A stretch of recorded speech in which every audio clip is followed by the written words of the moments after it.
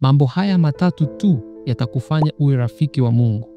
Ndiyo, mambo matatu tu ambayo mimi na wewe tukianza kuyaishi leo, naweza kwa imani kukuhakikishia uhusiano wako na Mungu utaongezeka kwa kiwango cha juu sana. Ukitaka kumpendeza Mungu, lazima ujue na ufanye yale anayopenda na kuacha kabisa yale asiyopenda. Na kinyume cha hapo, huwezi kuwa rafiki yake.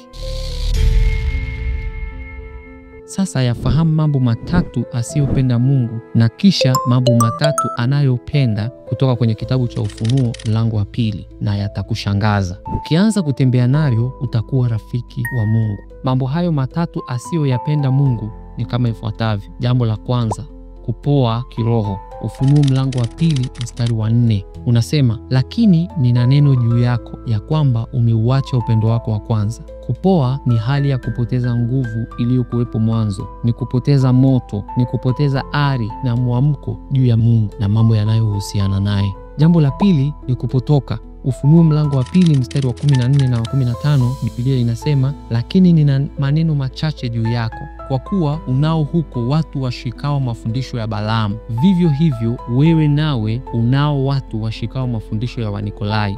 Mungu hapendi mtu apotoke na kumwacha, kwa sababu Mungu ni Mungu mwenye wivu. Na huu mlango wa 1 mstari wa 2, Biblia inasema Bwana ni Mungu mwenye wivu, naye hujilipiza kisasi. Mungu anachukizwa sana na mtoto wake anapopotoka na kuiacha njia ya haki. Zaidi anachukizwa sana kuona mtu hajamrudia na kutubu dhambi zake. Ni maumivu makali ya baba kwa mtoto aliyeasi. Kabla hatujaendelea, kama bado hujasubscribe, basi sasa subscribe, kwa sababu kwa kufanya hivyo unaisaidia channel hii kukua, ili neno la Mungu liwafikie watu wengi. Asante sana. Jambo la tatu, ibada za sanamu. Ufunuo mlango wa 2 mstari wa 20, lakini nina neno juu yako ya kwamba wamridhia yule mwanamke Yezebeli, yeye ajiitaye nabii, na kufundisha watumishi wangu na kuwapoteza, ili wazini na kula vitu vilivyotolewa sadaka. Hapa Yezebeli anawakilisha tabia, sio mwanamke halisi. Huyu alikuwa malkia wakati wa Agano la Kale, Wafalme wa Kwanza mlango wa 16 mpaka mlango wa 21. Wakati huo alisimama na kuwatetea manabii wa Baali. Kipindi kile cha Eliya kushusha moto, aliwapotosha Waisraeli wengi sana na kuwaua manabii wa Mungu. Sasa hapa anatajwa kuashiria ibada za sanamu na uzinzi wa kiroho, ambao ni watu kumwacha Bwana Yesu na kugeukia sanamu na mafundisho ya uongo. Yaani, kwa maneno mengine, kitu chochote kinachochukua nafasi ya Mungu kwenye maisha ya mtu, kitu hicho kinasimama kama sanamu kwa mtu huyo. Mungu anachukizwa sana na mtu kuweka kitu chochote mahali anapostahili yeye kukaa.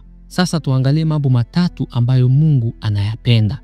Jambo la kwanza, msimamo thabiti wa kiimani. Ufunuo mlango wa 2 mstari wa 2, mstari wa 6 na mstari wa 13. Na yajua matendo yako na taabu yako na saburi yako, na ya kuwa huwezi kuchukuliana na watu wabaya, tena umewajaribu wale waliojiita mitume nao sio, ukaona ya kuwa ni waongo. Lakini unalo neno hili, kwamba wayachukia matendo ya Wanikolai, ambayo na mimi nayachukia. Mungu anapendezwa sana na mtu kuwa imara kiroho, kuto kuyumbishwa na mapokeo na vishawishi vya dunia. Jambo la pili, uvumilivu na subira. Ufunuo mlango wa 2 mstari wa 3, tena ulikuwa na subira na kuvumilia kwa ajili ya jina langu, wala hukuchoka. Moja ya bidhaa adimu sana nyakati hizi ni uvumilivu na subira, lakini kwa Mungu hizi ni tabia anazozipenda sana. Hata waraka wa Paulo kwa Wagalatia mlango wa 5 mstari wa 22 inataja uvumilivu kama tunda la Roho Mtakatifu. Mungu anampenda sana mtu mvumilivu na mwenye subira. Jambo la tatu, hali ya kukua. Ufunuo mlango wa 2 mstari wa 19, na yajua matendo yako na upendo wako na imani na huduma na subira yako, tena matendo yako ya mwisho yamezidi yale ya kwanza. Kama mzazi anayefurahia kuona mtoto wake akianza kukaa, kusimama, kutembea, kukimbia, kuzungumza, ndivyo na Mungu anataka kuona watoto wake wanakuwa kiroho. Hebu fikiria, mtoto ameshaanza kutembea labda na kukimbia, alafu anarudi kutambaa. Nafikiri kama mzazi utatafuta wataalamu ili wamchunguze mtoto huyo. Sasa Mungu anatuangalia kwa jicho la kiroho. Anapoona mtu anakuwa kiroho, anapendezwa sana. Ni maombi yangu kwamba mimi na wewe tutaweza kuyashika mambo haya na kuyaishi ili tuwe rafiki wa Mungu. Mpaka wakati mwingine, amani iwe nawe.